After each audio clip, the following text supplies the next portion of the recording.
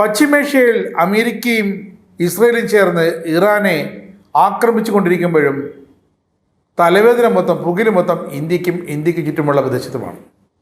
ശ്രീലങ്കൻ തീരത്തിന് സമീപം ഇറാന്റെ യുദ്ധക്കപ്പലായ IRIS Dena US അന്തർവാഹിനി ആക്രമണത്തിൽ തകർത്തതിനെ തുടർന്ന് മേഖലയിൽ വൻ യുദ്ധഭീതി ഇപ്പോൾ നിലനിൽക്കുന്നു.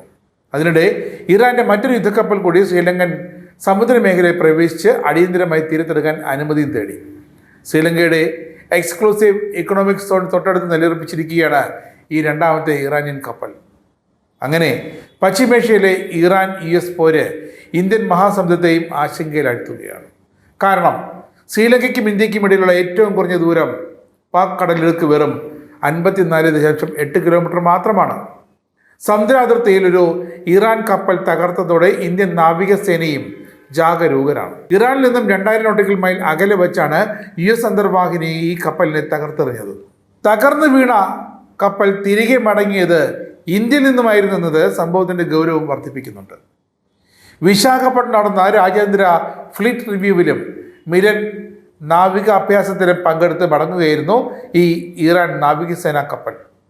ഇന്ത്യയിൽ വെച്ച് നടന്ന സൈനികാഭ്യാസത്തിൽ പങ്കെടുത്ത് മടങ്ങിയ ഈ ഐറിസ് ഡെന എന്ന യുദ്ധക്കപ്പലിനെ US ആക്രമിച്ച് മുക്കിയത് പല നിലയ്ക്കും നിർണായകമായ സംഭവമെന്നാണ് വിലയിരുത്തുന്നത്. രണ്ടാം ലോക മഹായുദ്ധകാലത്തിന് ശേഷം ഇതാദ്യമായിട്ടാണ് യുദ്ധക്കപ്പലിനെ മറ്റൊരു രാജ്യത്തിൻ്റെ സൈന്യം കടലിൽ വെച്ച് ആക്രമിച്ച് മുക്കുന്നത് എന്നൊരു സവിശേഷത കൂടിയുണ്ട്. ഇന്ത്യയെ സംബന്ധിച്ചിടത്തോളം തന്ത്രപ്രധാനമായ മേഖലയിൽ വെച്ചാണ് ആക്രമണം നടന്നതെന്നതും നിസ്സാരമായി തള്ളിക്കളയാൻ പറ്റാത്ത ഒന്നാണ്. ഇറാന് മേലുള്ള ഇസ്രായേൽ US സംയുക്ത ആക്രമണത്തിൻ്റെ 6ാം ദിനം അയത്തുള്ള ഖൊമേനിയുടെ വധത്തിൽ കേന്ദ്ര സർക്കാർ അങ്ങനെ അനുശോചനവും രേഖപ്പെടുത്തിയത് അതും നിർണായകമാണ്. വ്യാഴാഴ്ച ഡൽഹിയിലെ ഇറാൻ എംബസിയിലെത്തിയാണ് നമ്മുടെ വിദേശകാര്യ സെക്രട്ടറി വിക്രം മിസ്രി ഖൊമേനിയുടെ മരണത്തിൽ ഇന്ത്യയുടെ ഔദ്യോഗിക ദുഃഖം പ്രകടിപ്പിച്ച് അനുശോചന പുസ്തകത്തിൽ ഒപ്പിട്ടത്. ഇതോടെ രാഹുൽ ഗാന്ധിക്കും സോണിയാഗാന്ധിക്കും ഒക്കെ ഉണ്ടായിരുന്ന ആ നെഞ്ചിലെ തികട്ടലങ്ങ് മാറിക്കിട്ടി. സംഘർഷം സംബന്ധിച്ച് ഇറാൻ വിദേശകാര്യമന്ത്രി അബ്ബാസ് അരക്ചിയുമായി ഫോണിൽ സംസാരിച്ചതായി വിദേശകാര്യമന്ത്രി S ജയശങ്കറും പറഞ്ഞു. ഇതോടെ രാഹുൽ ഗാന്ധിക്കും സോണിയാഗാന്ധിക്കും ഒക്കെ സമാധാനവുമായി കാണും. ഒന്നും ചെയ്യുന്നില്ല എന്നായിരുന്നല്ലോ പരാതി. ഇറാനെ ആക്രമിക്കുന്നതിനായി ഇന്ത്യൻ തുറമുഖങ്ങളാണ് അമേരിക്ക ഉപയോഗിക്കുന്നത് എന്ന മറ്റൊരു ആരോപണവും ഇതാ കേന്ദ്ര വിദേശകാര്യ മന്ത്രാലയം തള്ളിയിരിക്കുന്നു. അമേരിക്കയുടെ മുൻ സൈനികൻ കേണൽ ഡഗ്ലസ് മക്ഗ്രഗർ ഒരു അമേരിക്കൻ ചാനൽ നൽകിയ അഭിമുഖത്തിലാണ് ഇന്ത്യയെ അനാവശ്യമായി വലിച്ചിഴച്ചത്. ഇറാനെതിരായ യുദ്ധത്തിൽ ഇന്ത്യൻ നാവിക താവളങ്ങൾ അമേരിക്ക ഉപയോഗിക്കുന്നുണ്ട് എന്നായിരുന്നു കേണൽ ഡഗ്ലസ് അഭിമുഖത്തിൽ ഒരു അടിസ്ഥാനവുമില്ലാതെ പറഞ്ഞു വെച്ചത്. വിദേശകാര്യ മന്ത്രാലയത്തിൻ്റെ ഫാക്ട് ചെക്ക് അക്കൗണ്ടിലാണ് അമേരിക്കയെ തള്ളിയുള്ള പ്രതികരണം പൊടുന്നനെ വന്നത്. US നാവികസേന ഇന്ത്യൻ തുറമുഖങ്ങൾ ഉപയോഗിക്കുന്നതായി അമേരിക്കൻ ചാനൽ വന്ന വാദങ്ങൾ വ്യാജവും തെറ്റായതുമാണെന്നാണ് വിദേശകാര്യ മന്ത്രാലയം വ്യക്തമാക്കിയത്. ഇതോടെ അമേരിക്കയുടെ മറ്റൊരു യുദ്ധതന്ത്രം കൂടി പൊളിച്ചു ഇന്ത്യ. പിന്നെ റഷ്യക്കെതിരെ ഉക്രൈൻ ഡ്രോണുകൾ ഉപയോഗിച്ച് നടത്തുന്ന ആക്രമണങ്ങൾ വലിയ തോതിൽ ലോകശ്രദ്ധ പിടിച്ചു പറ്റിയിരുന്നു. അതേ തന്ത്രം ഉപയോഗിച്ച് ചെലവ് കുറഞ്ഞ ഡ്രോണുകൾ ഉപയോഗിച്ച് ഇറാൻ ഇതാ US സേനയ്ക്ക് വരുന്ന നാശനഷ്ടങ്ങൾ തെല്ലൊന്നുമല്ല. ഖത്തറിലെ അൽബോറിൽ US സ്പേസ് ഫോഴ്സിൻ്റെ അത്യാധുനിക NFPS 132 ballistic missile early warning radar സംവിധാനം ഇറാൻ തകർത്തത് വില കുറഞ്ഞ ഡ്രോൺ ഉപയോഗിച്ചാണ്. 10,000 കോടി രൂപ വരും ഈ US റഡാറിന്.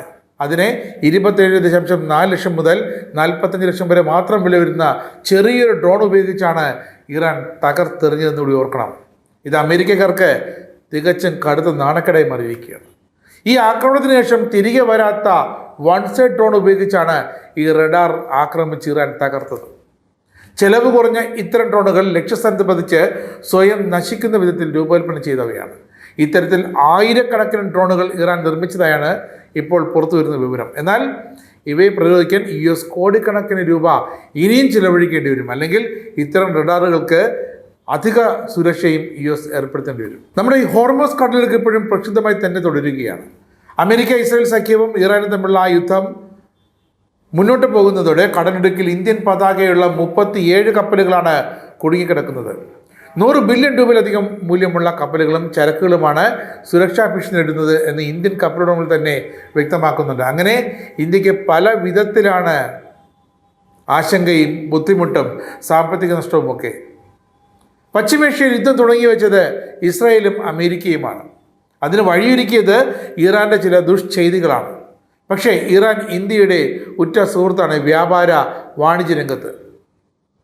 സംയുക്ത സൈനിക അഭ്യാസത്തിലും ഇറാൻ നാവികസേനയും ഇന്ത്യൻ മഹാസമുദ്രത്തിൽ കഴിഞ്ഞ വർഷങ്ങളായി പങ്കെടുത്തു വരുന്നുണ്ട്. അതിൻ്റെ ഭാഗമായാണ് ഈ ഒരു ഇറാൻ കപ്പൽ ഇന്ത്യയിൽ നിന്നും മടങ്ങുന്ന വഴി ശ്രീലങ്കൻ തീരത്ത് വെച്ച് ആക്രമിക്കപ്പെട്ടതും അത് അമേരിക്കൻ അന്തർവാഹിനി മിസൈൽ അയച്ച് മുക്കിയതും. ഇറാനും ഇന്ത്യയും തമ്മിൽ നിലവിൽ സംഘർഷമൊന്നുമില്ല. അതുകൊണ്ട് തന്നെയാണ് ഖൊമേനി കൊല്ലപ്പെട്ട 6-ാം ദിവസം ഇന്ത്യ ഔദ്യോഗികമായി തന്നെ ഏറെ നയതന്ത്രപരമായ ചർച്ചകൾക്ക് ശേഷം ഇന്ത്യ തങ്ങളുടെ അനുശോചനം ഔദ്യോഗികമായി ഇറാനെ അറിയിച്ചതും. ഇന്ത്യയുടെ വളരെ നിർണായകമായൊരു നിലപാടാണ് വന്നിരിക്കുന്നത്. അധിക ലോകരാജ്യങ്ങളൊന്നും അമേരിക്കയും ഇസ്രായേലിനെയും പേടിച്ച് ഇറാനെ അനുശോചിക്കാനോ ഇറാന് പിന്തുണ അർപ്പിച്ച് നിൽക്കാനോ ഒന്നും തയ്യാറായിട്ടില്ല എന്നുകൂടി ഓർക്കണം. ഈ വേളയിലാണ് ഇന്ത്യയുടെ രണ്ടും കൽപ്പിച്ചുകൊണ്ടുള്ള ഈ സമാധാനത്തിന് വേണ്ടിയുള്ള ഈ നീക്കങ്ങൾ. പ്രധാനമന്ത്രി നരേന്ദ്രമോദി ബഹ്റിൻ രാജാവുമായിട്ടൊക്കെ സംസാരിച്ചിരുന്നു. എങ്ങനെയെങ്കിലും പശ്ചിമേഷ്യയിലെ സംഘർഷം ഒഴിവാക്കുക എന്നത് ഇന്ത്യയുടെ കൂടി ആവശ്യമായി മാറിയിരിക്കുന്നു പല വിധത്തിൽ. അല്ലെങ്കിൽ ഈ യുദ്ധം അമേരിക്കൻ യുദ്ധക്കപ്പലുകൾ അവർക്ക് ഇന്ത്യൻ മഹാസമുദ്രമെന്നോ അറബിക്കടലെന്നോ എന്നൊരു നോട്ടവുമില്ല. ഇറാൻ കപ്പലുകൾ തകർക്കുക എന്നതിനപ്പുറം ഇന്ത്യയുടെ നാവിക സുരക്ഷയ്ക്ക് ഒരു വെല്ലുവിളി ഉയർത്തിക്കാട്ടുക എന്നതുകൂടി അമേരിക്കൻ ലക്ഷ്യമാണ്. അതിനൊരു തരത്തിലും അണുവിട പോലും വിട്ടുകൊടുക്കില്ല എന്ന കടുത്ത നിലപാട് തന്നെയാണ് നരേന്ദ്രമോദി സർക്കാരും ഇന്ത്യൻ നാവികസേനയുമൊക്കെ ഇപ്പോൾ കൈക്കൊണ്ടിരിക്കുന്നത്.